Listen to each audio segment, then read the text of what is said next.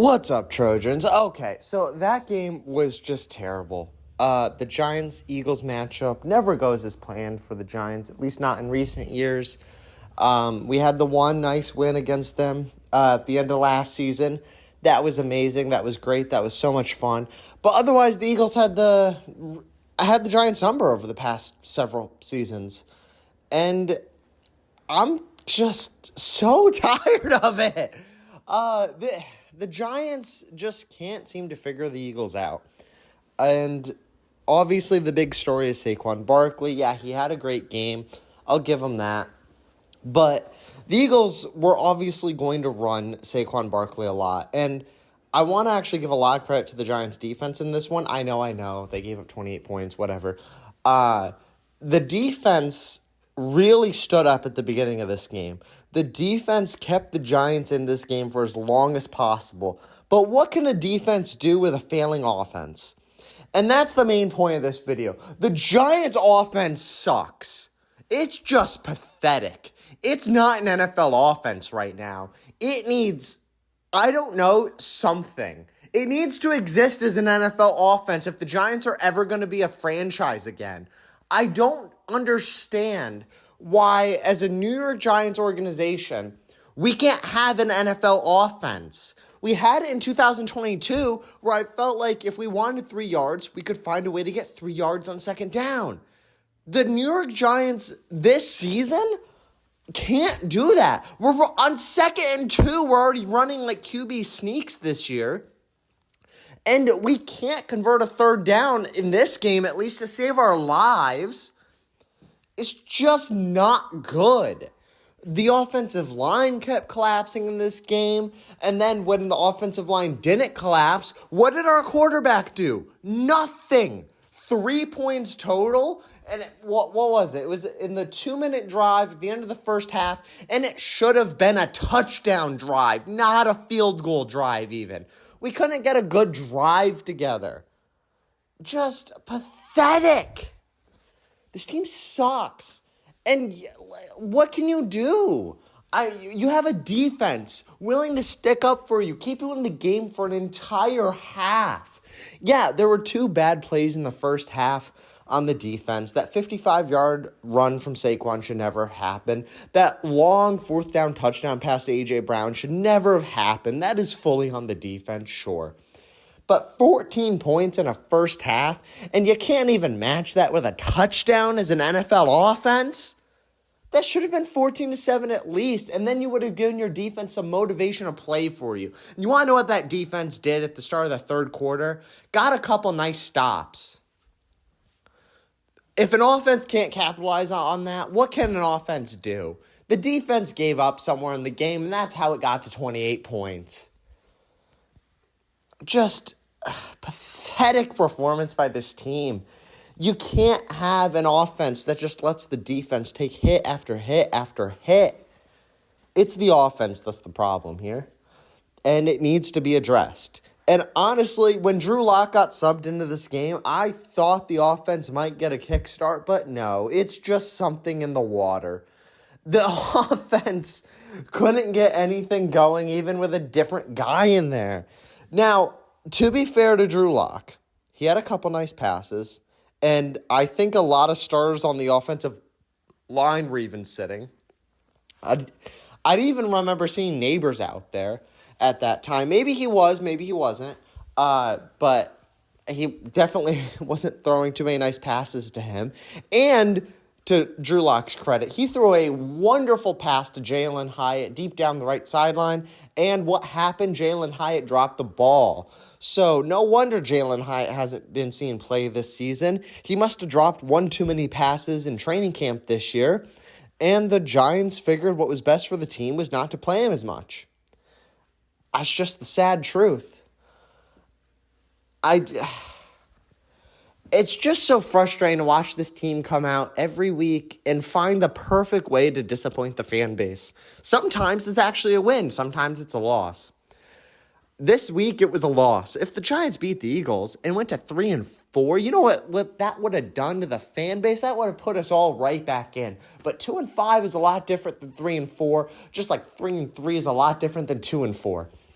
And It's just so disappointing to see. You know, the Giants used to be a franchise that was actually the absolute opposite.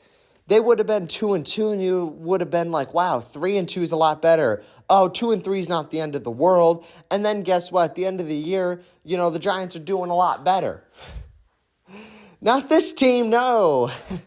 The absolute opposite happens with this team. You want to give up on the season, they get one win to get you back in. I would actually not be shocked if Daniel Jones' first primetime win in what feels like forever is against the Steelers on Monday night.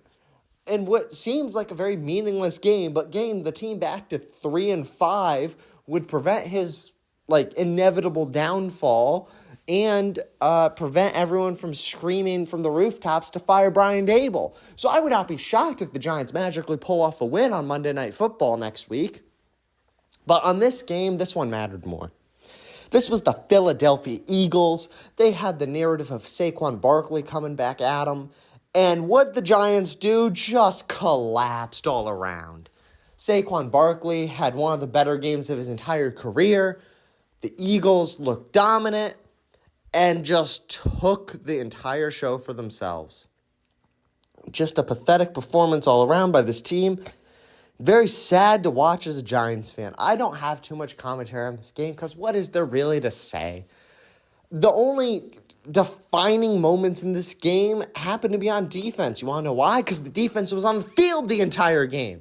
The offense couldn't do anything. There were a couple drop passes. There were a lot of missed throws by Daniel Jones. There was not a lot of time for Daniel Jones. He had a lot of pressure and a lot of sacks. That is in large part due to Andrew Thomas not being in the game.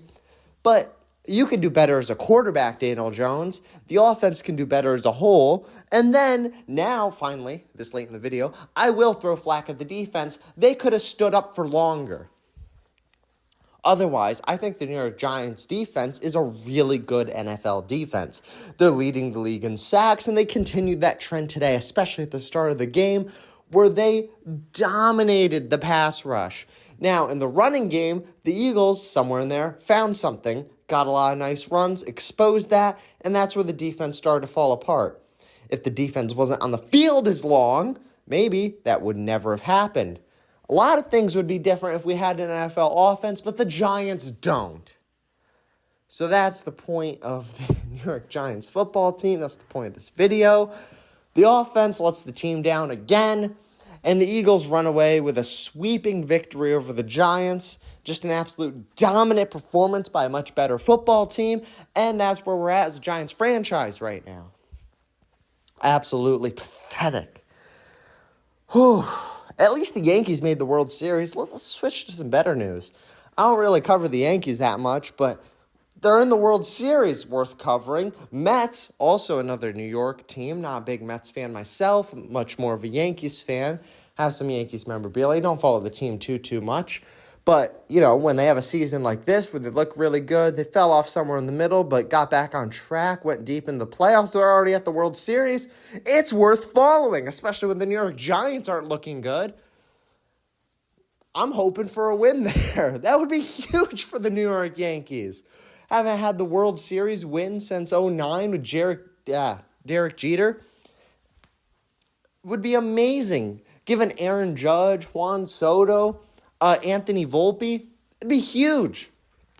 Looking forward to it. Stanton as well, of course. I'm looking forward to it. I would just love to see that. I mean, hopefully some New York team could pull something off, and it would be even more satisfying if it was a Yankees-Mets World Series and the Yankees took it. Like, come on.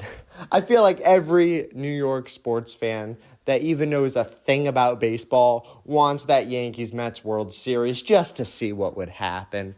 That's where I'm at least. If the Giants can't do something, another New York sports team might as well. The Knicks looked good last season. Maybe they can do better this year. I'm at that point with the Giants now. It's so sad. But I would not be shocked again if they get my hopes back up next week just to crush them the week after again. Because that's what the New York Giants do. They win games when you don't need them to, and they lose games when you need them to win. That's been the trend, at least as I've been watching it over the last 10 years very closely. And almost 10, I suppose. And it's just so sad to see. Anyway, I guess I'll see you guys in the next one. Sorry this wasn't as big of a game analysis. There's not much to analyze when a full team collapses on you like that. The punter got a lot of practice. That's nice. Otherwise, that's it. Hopefully the team can turn it around somehow by some divine intervention, and the Giants can make a season out of this. But I don't think that's really going to happen. My win range for this team now is 5-7. 7's still on the table. That was my guarantee at the beginning of the season, but it's not looking as likely. Hopefully, this team can improve. I just don't see it in the cards currently. Not when you play like this against a team that was struggling. The Eagles were only 3-2. They weren't dominant, but they were dominant in this game, and that's the problem. See you guys in the next one.